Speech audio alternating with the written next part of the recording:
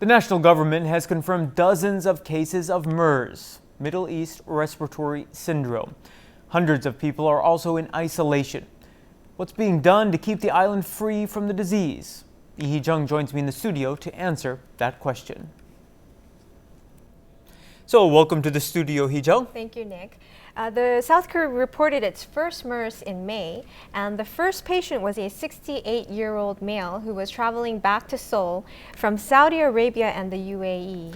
Now, the health ministry says most subsequent cases have been linked to direct contact with that patient.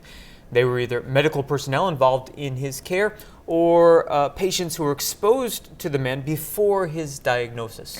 Right now, there have not been any reports of local outbreaks, and the local officials want to keep it that way. So they've instituted a number of new measures I've highlighted in my report. Let's take a look. Okay.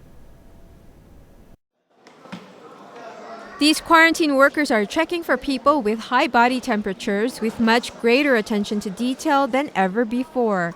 The tension in the room is high.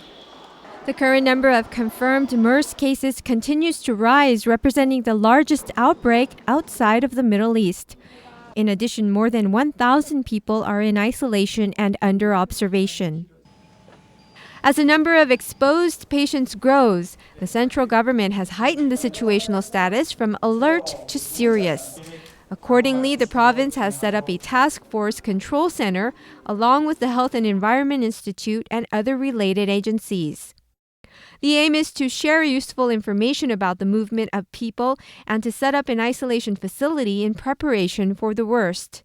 대책본부를 저희 도에 설치를 해서 유관기관과 함께 각자 사전 예방 조치를 취해나가기로 했습니다.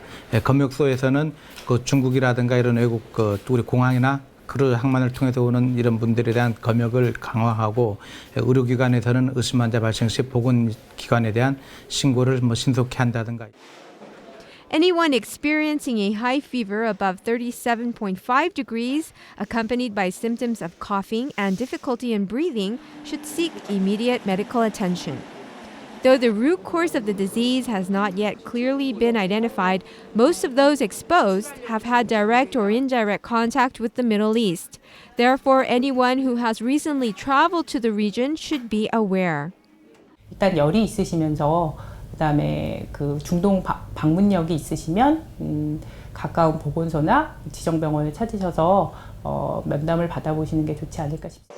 Meanwhile, the provincial government is advising travelers to the Middle East that avoiding contact with animals such as camels and paying extra care to hygiene will help prevent infection. Over 100 people are now under quarantine or isolation in Hong Kong and mainland China. There is also one confirmed MERS case there. That has prompted local authorities to keep a closer eye on travelers flying directly from that region as well. The illness can be fatal, but it starts with flu-like symptoms, such as fever and coughing. Those can then escalate into pneumonia and even kidney failure. Right, and there's no vaccine or treatment for this disease. Now, the most recent reports we're getting indicate that some people who did not have direct contact with this first patient has been affected. And this, of course, has health officials quite concerned. I'm sure this will remain a top story for quite a while. As always, thank you for your report, and we'll see you next week. Thank you.